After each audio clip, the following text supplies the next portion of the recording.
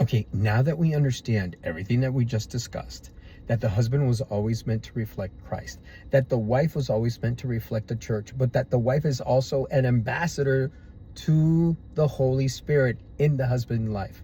The husband provides also, he's an ambassador of Christ in his wife's life. Why? Because he provides that leadership, that self-sacrifice, that protectiveness, that guidance, that love, everything that a woman needs from her husband. And the wife provides that godly Holy Spirit, gentle voice, wisdom that we hear from the Holy Spirit. And together they become something greater. They complement each other. This is by design, because God literally took some of his attributes and placed them in the husband, and other of his attributes and placed them in the wife. And together with God in the center, we become the second Trinity here on this planet. A representative Trinity. We're not actually a Trinity, but we represent the Trinity. And why is this important?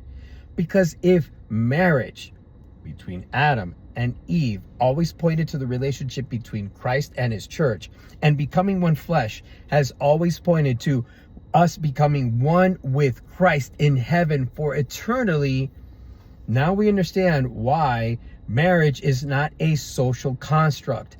Sex, intimacy is not something about our pleasure.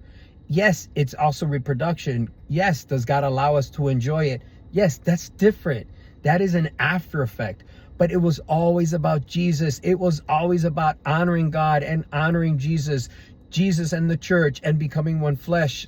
Like we read in Revelations chapter 19, verses 7 through 10, the wedding of the Lamb. This is why God makes such a fuss about marriage. This is why he protects it. This is why he speaks so much against sexual immorality, because anything that is outside of that design and what God designed and what God put together, it is sexual immorality. Look, I'm not saying this out of anger, hatred, or whatever. What I'm saying is we have to look at God's design and why it was that way. And we have to seek to honor God's design, because it's divine design and is what God calls us.